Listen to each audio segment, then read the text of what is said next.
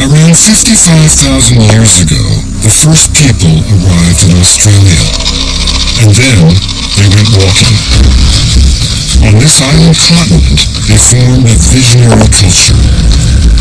Their mission, to safeguard the world as it existed from the beginning of time, a time called the Dreaming. For centuries, outsiders have tried to unlock the secrets of this ancient culture. Now, I'm heading down under to take part in sacred rituals, hunt with fire hunters, and walk the hidden pathways of the Dreaming.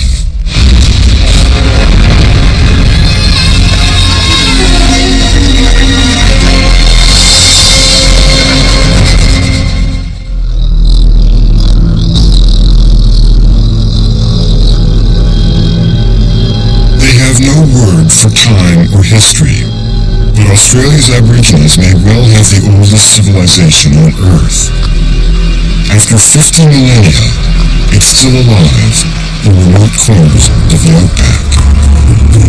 And that's exactly where I'm going. We're heading east now into Arnhem Land in the Northern Territory of Australia.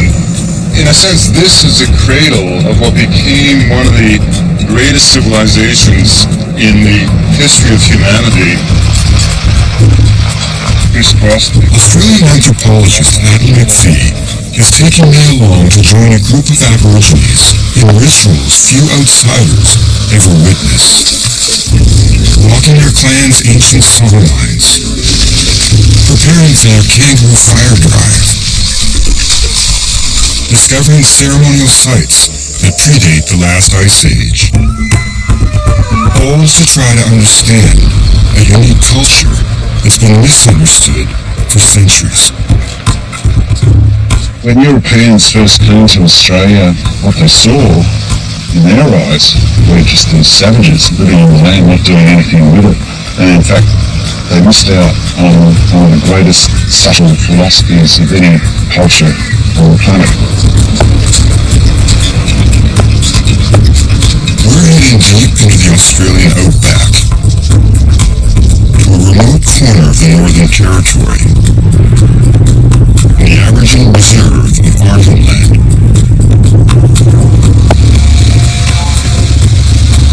To get where we're going, we have to pass through one of the townships where many Aborigines live today.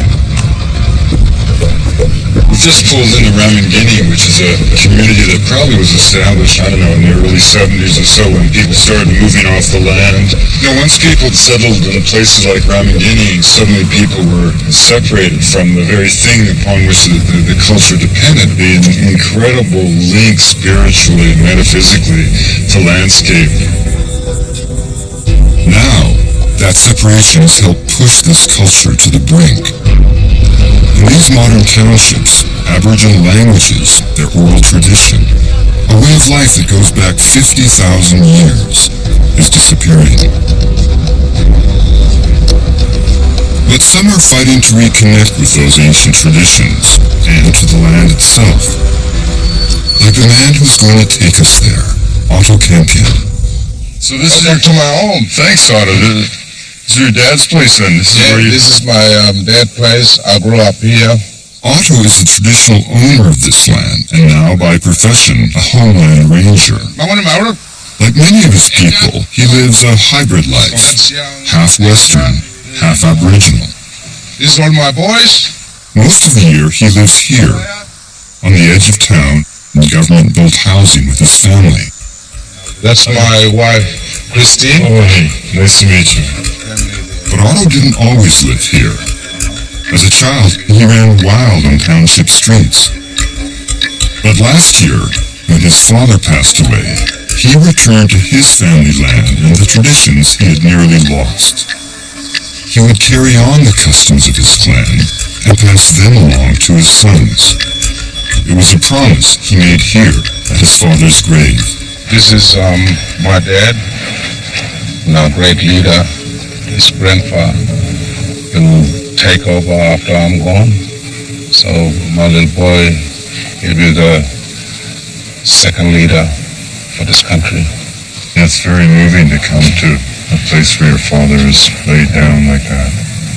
I'm proud of my dad that he done a really good job. He taught me everything. These sort of elders that can lead the way, passing on generation to generation, positive story, going a straight line. And how do you feel about taking on the responsibility from your dad and your grandfathers? Kangol kaju. Come on. Yeah, it's okay. I'm learning. Everywhere I've gone, I've witnessed traditional peoples trying to cope with change and the influx of Western beliefs. But the challenge here is especially difficult. Aborigines have an oral tradition, rules and stories passed on from one generation to the next. There's one link in the chain of knowledge, and the whole thing begins to unravel. Otto's got this amazing burden that he's taken on, one responsibility for what his father taught him and his multiple grandfathers, but also the challenge of making that body of knowledge and that body of culture and ritual so meaningful to a young son.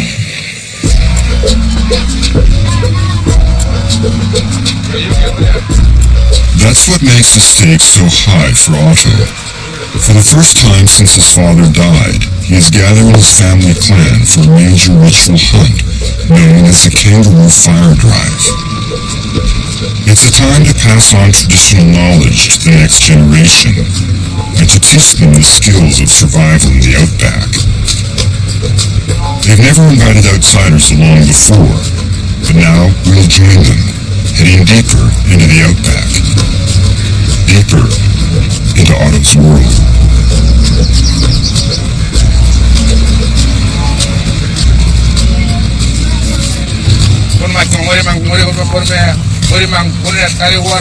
As the clan begins to set up camp, I get my first glimpse into the Aboriginal way of doing things. This may look like a simple camping trip, but that's deceptive. According to Otto, even the most basic activities here must be done following an ancient code, handed down long ago. So there's going to be a single man's camp over there, because single men have to stay together. Yeah. And then single women stay together? With moms. With moms. Yeah. Out here, there are no chiefs and no kings. But every interaction is governed by an elaborate set of social rules that are unlike anything I've ever encountered. There are more than 100 different kinship relations, from cousins who must be avoided to siblings who co-manage the land. These rules of kinship are the foundation of Aboriginal life. Everything we're seeing here, whether it's the rules around the fire, the avoidance patterns, the kinship patterns, are all part of a construction of a culture. Everything is defined by rules and protocol. There are a million ways to form civilization. This complex web of relationships is what allows Aborigines to create order and maintain stability in the vast expanses of the Australian outback. Would there always be an elder like yourself here with the young men? Yeah. My young kid, all this. Jeffrey is Otto's uncle, his last link to his father's generation. We learn from the youngest, and they grown up, they got the knowledge from the old people. That's what we do. For the Aboriginal people, everything begins with the land. According to Otto, they see themselves as its guardians, a responsibility entrusted by their ancestors. For tens of thousands of years, they have been hunter-gatherers, living off the land and the water. And for some Aborigines, it's still true. They don't farm. They don't raise animals. If they don't catch food, they go hungry. So what's he saying? He's saying to ask them more people to give you fish. So he's like asking the ancestors to get him fish.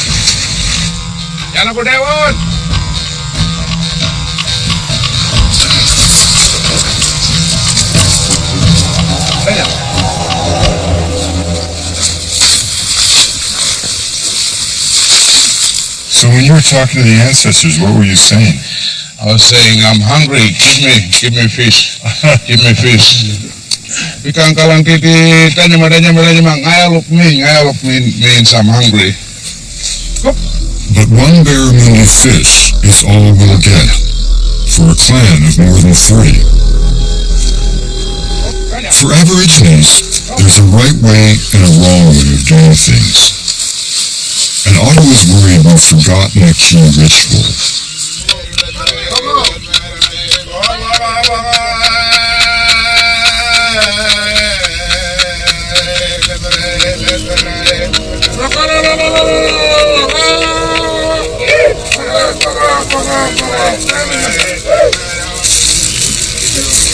Last night we kind of arrived in Hastings encampment, which is the encampment of Otto's father. And there was a little slight kind of uncertainty, especially when we went fishing and we only got one fish. Last time they went there, they pulled 190 fish out of those waters. So there was a kind of sense that things weren't quite right. So they woke up this morning with this feeling they just had to kind of cleanse the entire camp. Rub this tree. Otto has us put a ring of mud on the trees, apparently as a sign of respect for the land. So you rub the trees so that, to seek protection or to... Yeah, so that we can come and use this for, fishing and red claw hunting. Then, remarkably, just as Otto predicted, we're suddenly catching food. For the first time, I'm getting an insight into Aborigines' beliefs. If they take care of the land, it will take care of them. Get them that big up here, good size. For Otto, these are the lessons he hopes to pass on, to ensure his sons learn the right way. And so an initiation is beginning. Not a single event, but a multi-year process that few outsiders ever witness.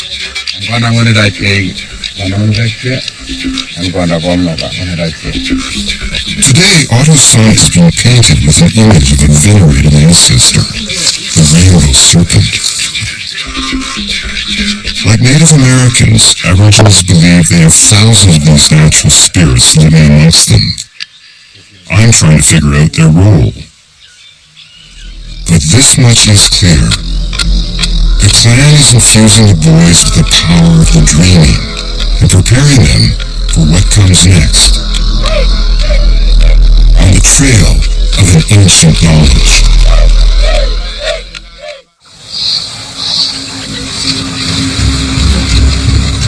The next morning, we're heading further into Otto's land.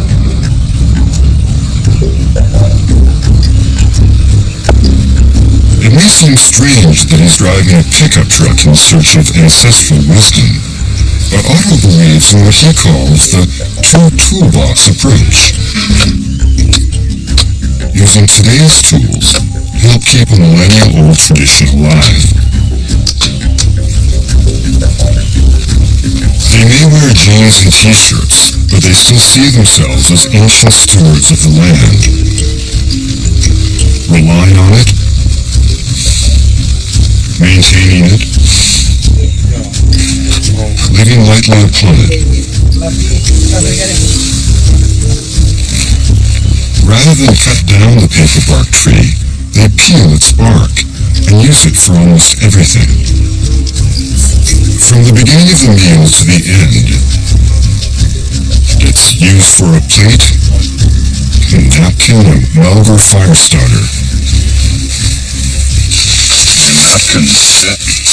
It really sucks up the grease when you wash your hands with it. You can use that for mattress, for windbreak, for rain, to make a shelter. While the men prepare the next step of the boys' training, the women set up shelters. These are tasks laid down long ago in the creation stories of the Aborigines, all part of a complex set of beliefs called the dreaming.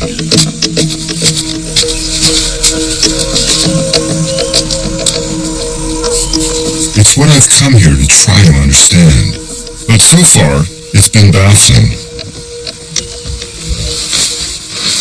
This thing I keep hearing about, the dreaming, if I was to ask you, what is a dreaming, what would you say?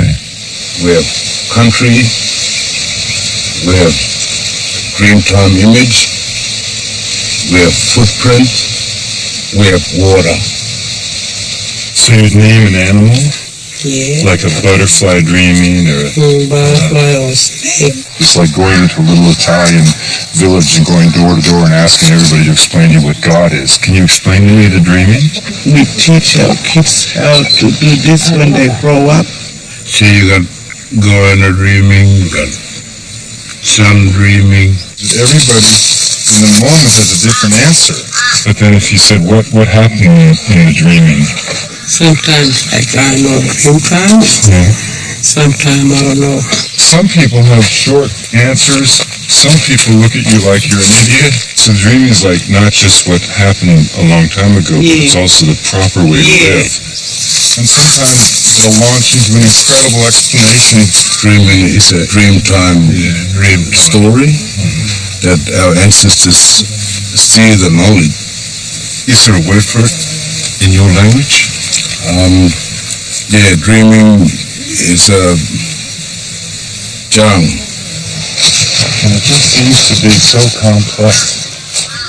It's not just the word that's hard to translate for an outsider, it's the entire concept.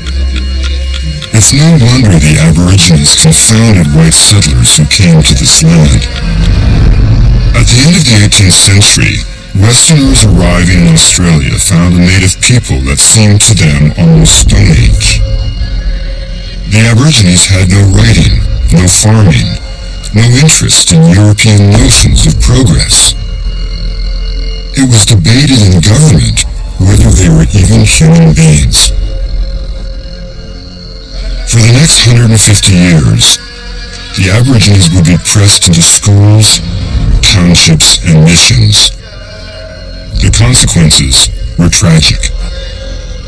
By the mid-1900s, up to 90% of the Aboriginal population had died off.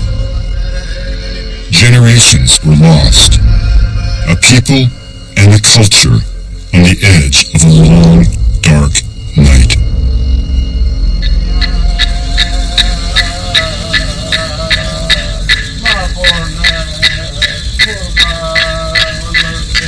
My language is nearly gone, and I talk about the history of my people, even the country.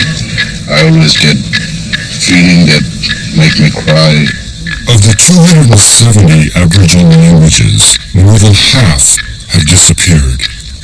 Each an archive of the imagination, a culture lost. But Otto is still trying to learn so that he can teach his sons. Now I'm 40.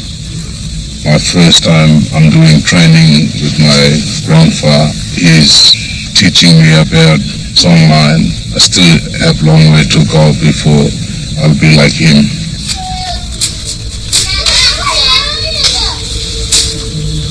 My father's spirit, I know he's here with us, and sometimes I get my tears because I can feel that the spirit, it's here. It can be wind, fire, anything, you can feel that.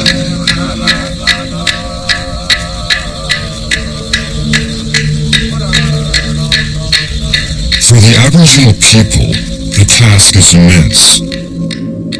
Not just to preserve their culture, but to safeguard the earth itself.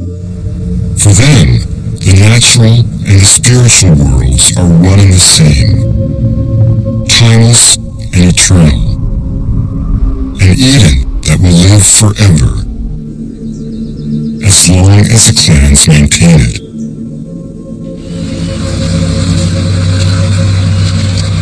And that's where the concept of the songlines comes in. We're actually going to go to the Morning Star songline now, the endpoint of a songline that goes for hundreds and hundreds of miles through the north of Australia.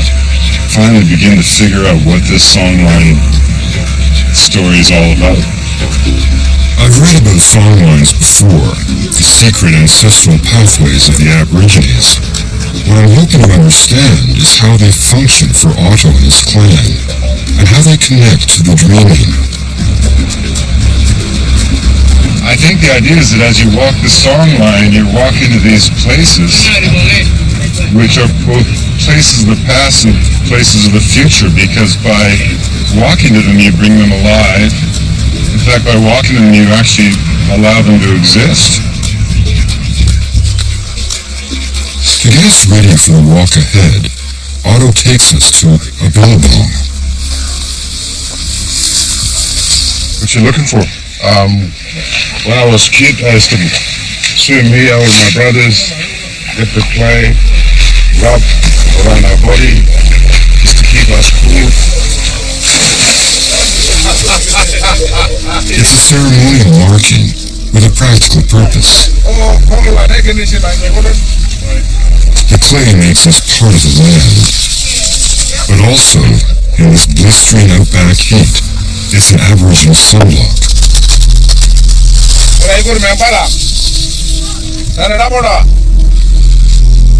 Then it's time to set out on the songline.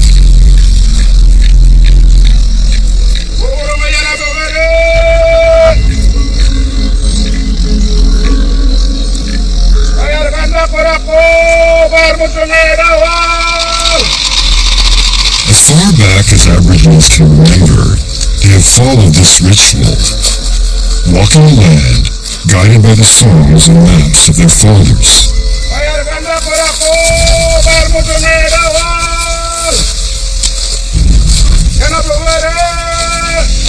Soon after all is seen, the ancestors to let them know that he's bringing all these kids up for the first time somewhere.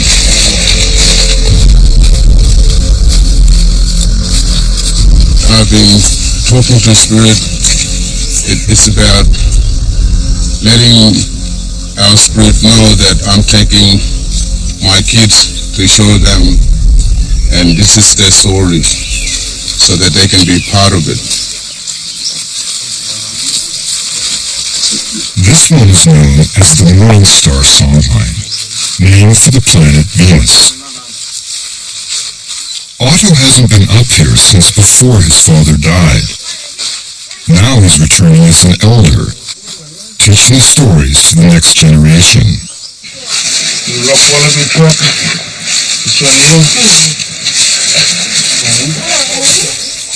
The tracks of a rock wallaby lead Otto and the boys up to one of the first sites in the songlines. So that's a song here? A salt lick, a source of valuable minerals. I'm learning with Otto's kids that these songlines will lead you to places vital for survival, as long as you've got your ears and eyes open. What I've noticed is you're always looking for signs. A butterfly comes out. Yeah. It's like you're always looking to the landscape and there's signs of what you're supposed to do or what Something talking back to me. Yeah. And right now, what the land is saying to Otto is that there's a honey hive buried in the roots of this tree.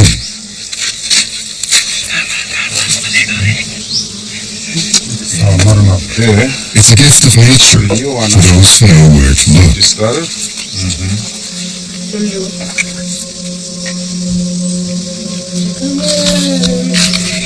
It's the sweetest honey. How much honey did you get out of a good one? See, one bucket full. A bucket full. 4-liter bucket. 4-liter bucket of honey. Yeah. Wow.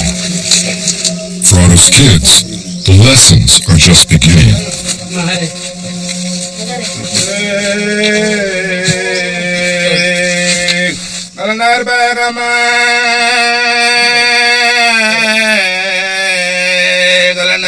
gamay jala durguyo nay lilibiyanay gamay kuralkoy.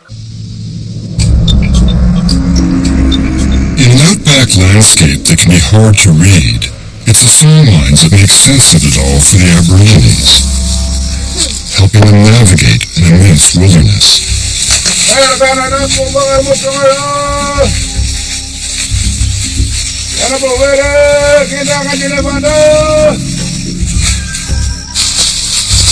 according to Otto, these song lines are not just pathways. Each one connects a series of tales about the ancestor spirits, sacred story sites that span thousands of miles.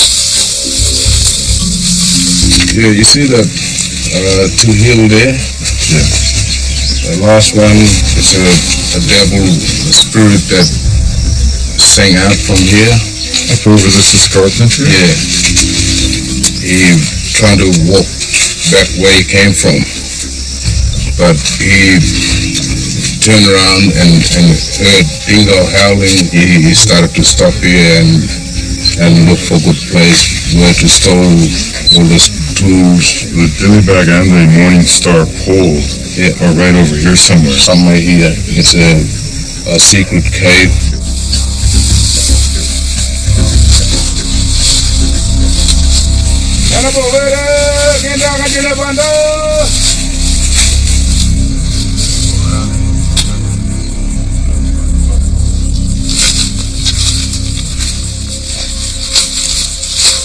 Where we see a landscape of rocks and trees, the Aborigines see a spiritual layer in every physical thing.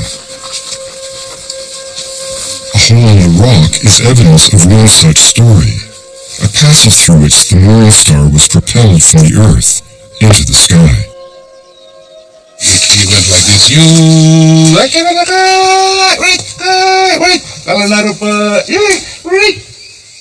And he was dancing here to that Morning Star pole like this.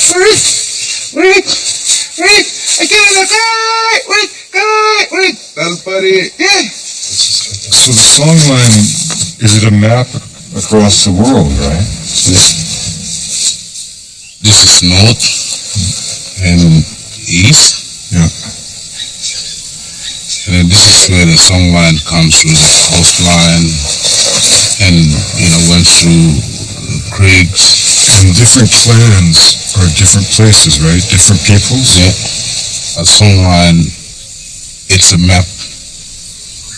It's a secret map for, getting there, finding food, collecting material. The spirit can guide you to a good thing. In a culture with no writing, song lines are the record of your land and your origins. The entire continent is crisscrossed with thousands of them, drawing the routes to sacred sites and the boundaries between clans, a lacework that ties a people together. But the song lines hold a deeper meaning as well. They are the pathways of the original dreaming,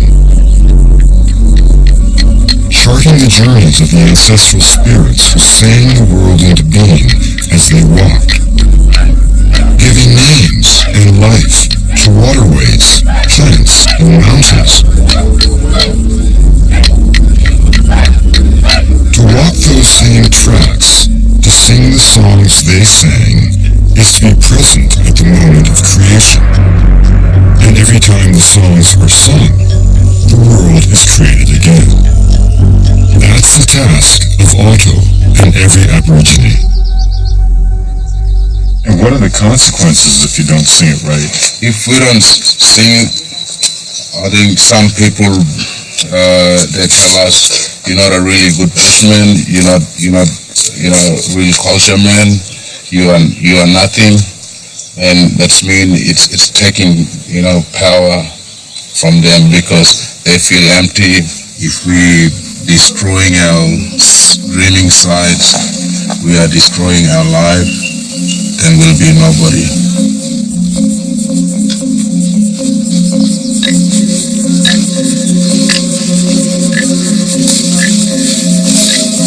It's an amazing concept Otto has shown us up on this hill. For him and his kids, for all Aborigines, it's their duty, their responsibility, to walk and sing along these paths and bring the world into being.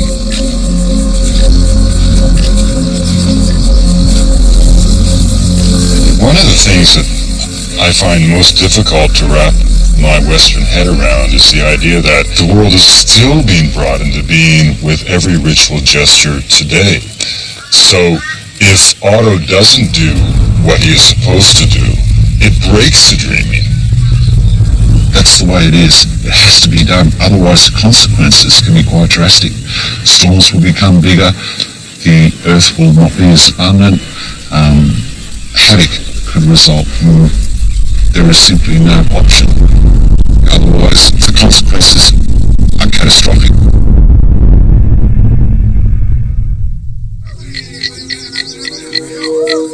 After walking the song lines, Otto's clan is ready to begin the ritual our entire journey has been leading to. The Kangaroo Fire Drive.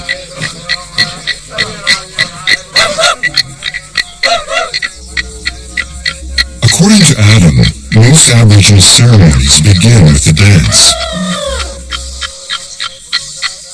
Yeah, so it's a series of welcome dances to welcome the entire family to the Kangaroo Fire Drive that's going to happen. And each of the various animals of the dreaming is sort of danced into being.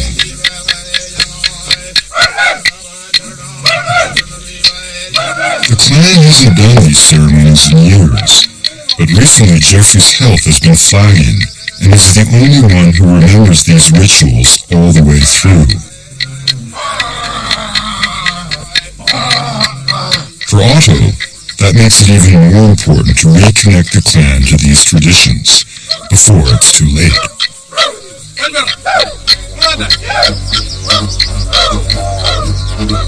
While they continue their preparations, Adam wants to show me something that puts this crucial reconnection in a brand new light.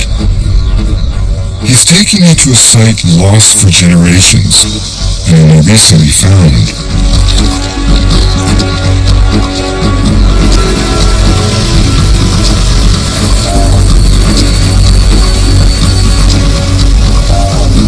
We're headed just about as far from anywhere as you can go in Australia, to a place no one has lived for centuries.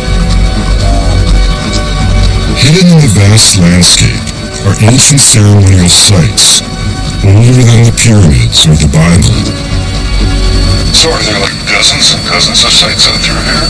There are hundreds of sites, most of which they still haven't discovered.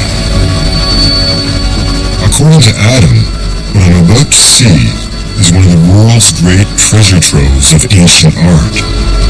Talking about art that possibly goes back 40,000 years or more, probably some of the oldest art in the world. And the world doesn't know about it, that's the other thing. See for yourself, Wade, it's outstanding. A revelation is waiting for us, out on the edge of civilization.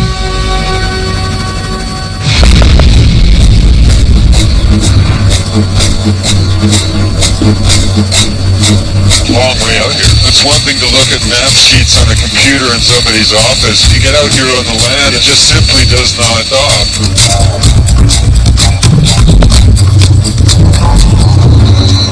Deep in the Australian outback, huge blocks of sandstone stretch out to the horizon.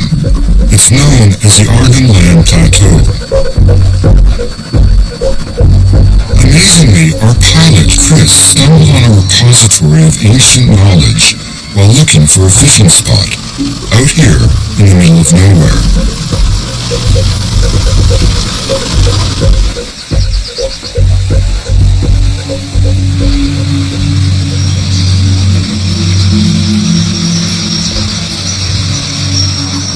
We're among the first outsiders to ever see this oasis. The thing, Adam, is that if they could make a little mound of dirt into a kind of a sacred place at Point of Dreaming, can you imagine what an oasis like this meant to them? It's beautiful, isn't it?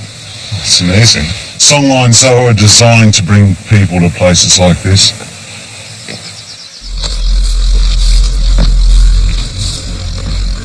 I've been around the world, and I've never encountered anything like this site.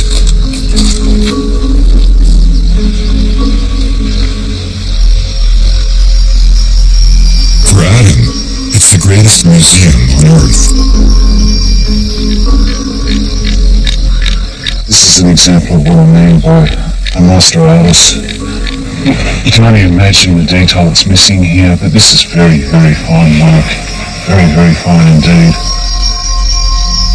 For millennia, Aborigines came here for ceremonies.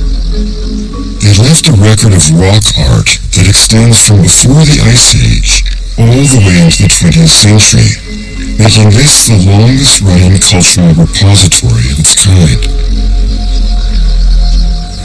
Go up here and have a look. There's a baby hanging on the breast here. Here are the feet. Treble up the legs. The head. We're face to face with something wonderful here, but it's not the original ochre painting. That wore off years ago. These, of course, aren't the pigments by which these things were drawn. This is, in a way, the shadow of the art. I mean, this is a hematite, the chemical reaction that's happened in the sandstone. It's an imprint. It's an imprint of what once was here. The ochre bonded with a rock, creating an iron oxide image of the original painting, an echo that still resonates. Yeah, it's amazing. Here we are in this landscape that feels like it's as old as anything on Earth. You're actually looking at the first creative, spiritual impulse of the people who came to these shores of this continent possibly as long as 60,000 years ago. And yet the incredible thing is that the living tradition is absolutely vital and alive. That endurance is actually the key to Otto's way of life. In my culture, we may worship progress, but here, time stands still. We have this notion of the Garden of Eden, but we all got expelled from it, and we're all kind of finding our way back to it. From what I understand of the Aboriginal point of view, the garden still exists, and they are living in it. To them, this earth is the garden, and their ritual ceremonies bring it alive. What's she doing? It's a woman in the trough. Well, she's got it from her hand. She's either got a spear or a rope into an iguana. But these remarkable images have no meaning separated from the stories of the people who created them. Now, one of those elders is about to arrive, among the last living links to this site. Her name is Margaret Catherine, and she's the traditional owner of the area, the one person who knows its secrets. How are you? Hello, Margaret. How are you, Dad? Until a few years ago, she had never been here. She had only heard stories about it from her father. Now Adam and a team of researchers are helping the elders reconnect those stories to these sites. How about her? Can you manage her? I want to know what everything means. But for Margaret, first things come first.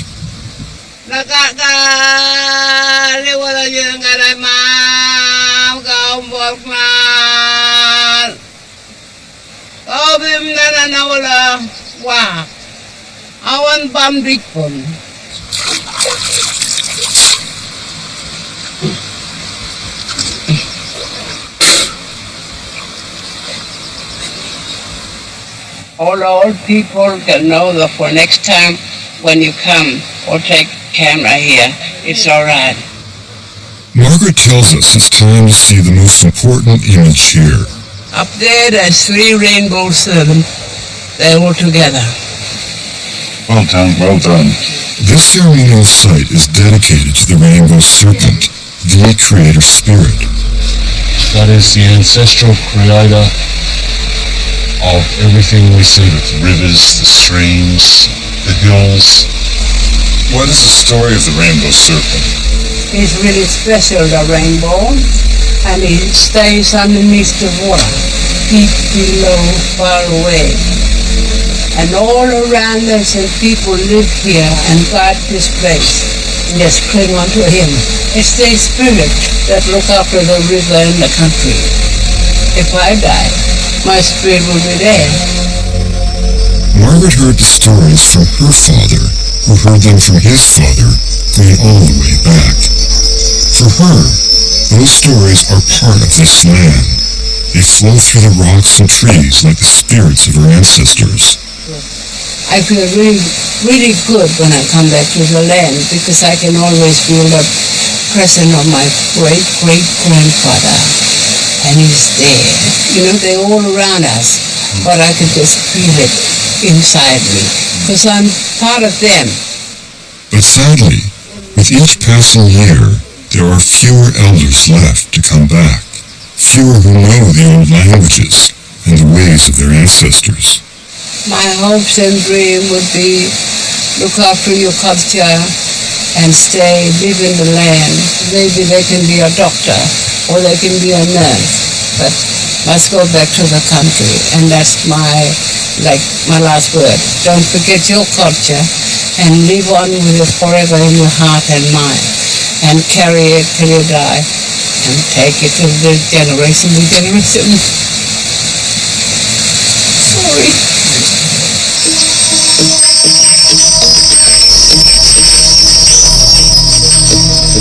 The links to the past are so fragile. And that's what makes Otto's task all the more important. Passing on the traditions to the next generation.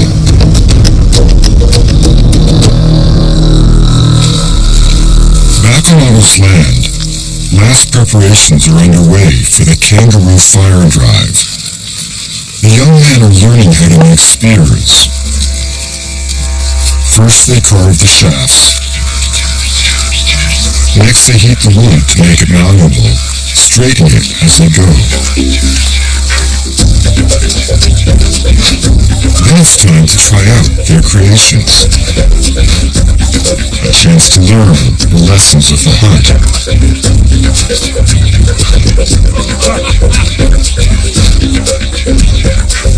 Tomorrow, it begins for Greta.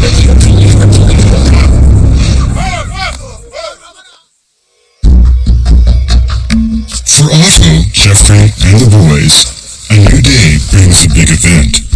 The Kangaroo Fire Drive. As handfuls of clay are harvested, the last stages of this training begin.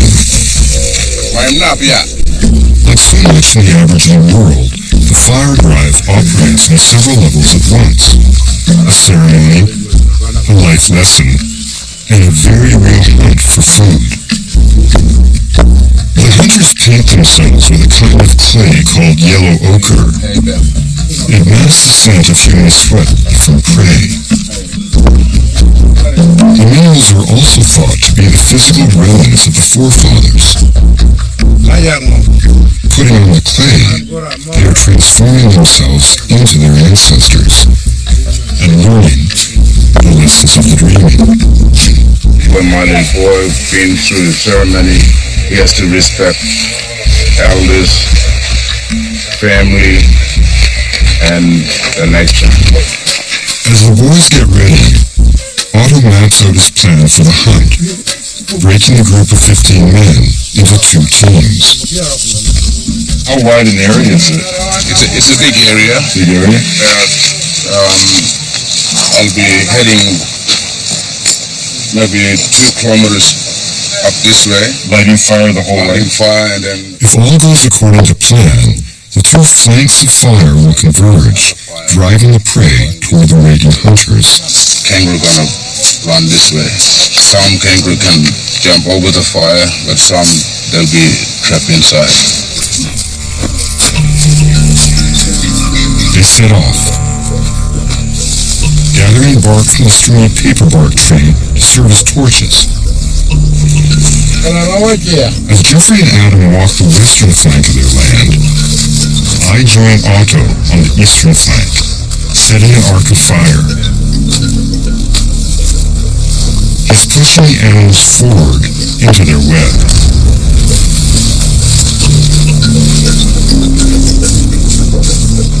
mile to the west, they're starting the other wall of flame.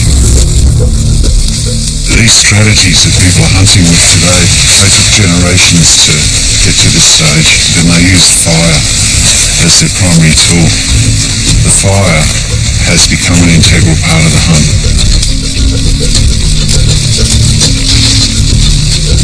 As the Aborigines say, fire is a hunter. But the burning is not just for the hunt. Fire also cleanses and regenerates the soil, releasing seeds to begin a new cycle of growth.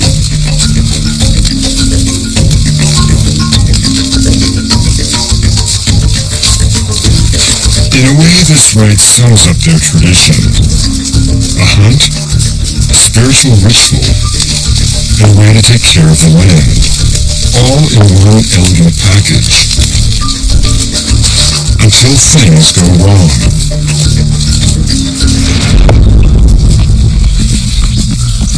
On the eastern flank, Otto has hit a roadblock.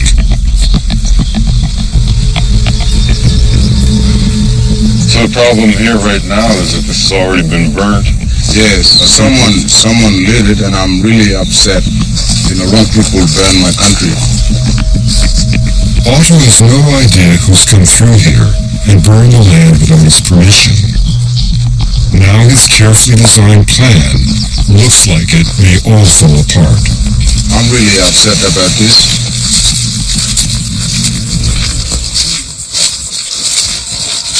With the Kangaroo Fire Drive at a standstill, fortune throws another opportunity Otto's way.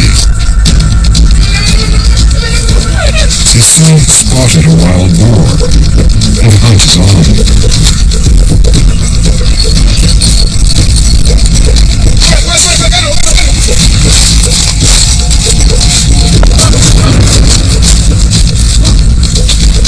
It's a direct strike. Otto's spear hits the boar in the neck.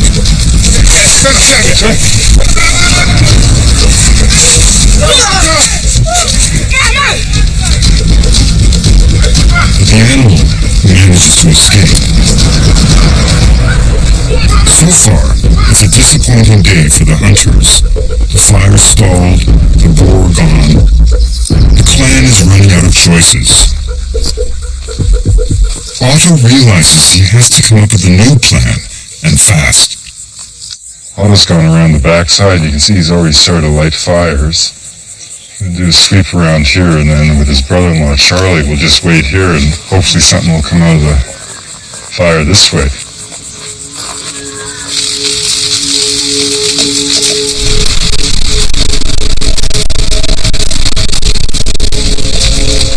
Yeah, well, you can see Otto's got a heck of a blaze going. These aren't clouds, this is smoke from the fire coming up.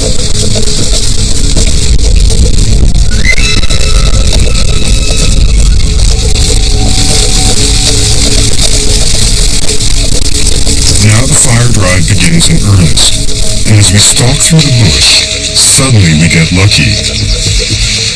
There they go. Look at the kangaroos. Right there. Just 3 or 4 of them popping by. The kangaroos are heading away from them.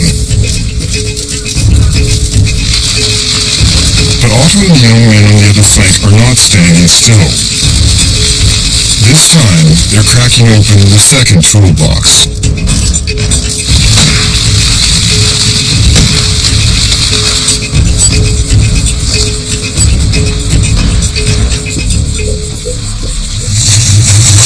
How'd you get him? You got him? Otto got it, eh? Yeah. Those are those 2 shots we heard? Yeah. Did you get 1 kangaroo or 2? You got 2 kangaroos? Yeah.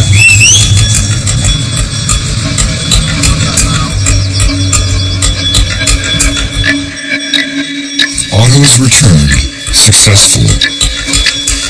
A wall of fire was like nothing I'd ever seen. We saw it cracking over here. We just followed. Yeah, I just had a feeling, so I went just round the corner, then it was just all unburned, and there was dry field grass, We got meat for tonight. So you ended up shooting it with the gun, eh? No, it was really hard trying to get him a spear because it was too much noise when you're walking through the grass.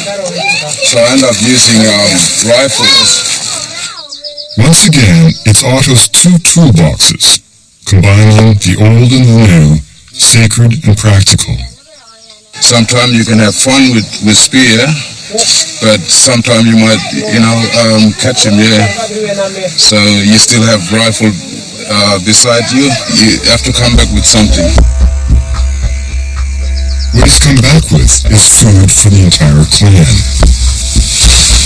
The day has been a success, and the night ends in celebration. The emotional cap to the boy's journey of learning.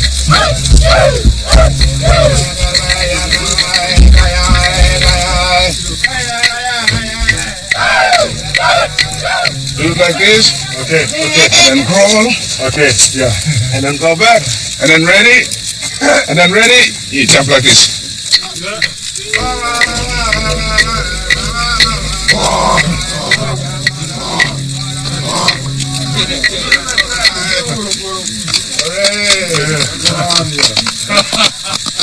Thank all of you. You're welcome. We're so grateful, eh? So we might see you next time. Yeah. Next time maybe, 1 year, 2 years time, young man will be leader. After nearly a month, it's time to leave Arnhem Land. In all of my travels, I've never experienced a worldview so different in so many ways. A remarkable culture living on the brink. No past, no future, just one simple mission. To preserve the world as perfect as it is. As long as the songs continue to be sung, that dream time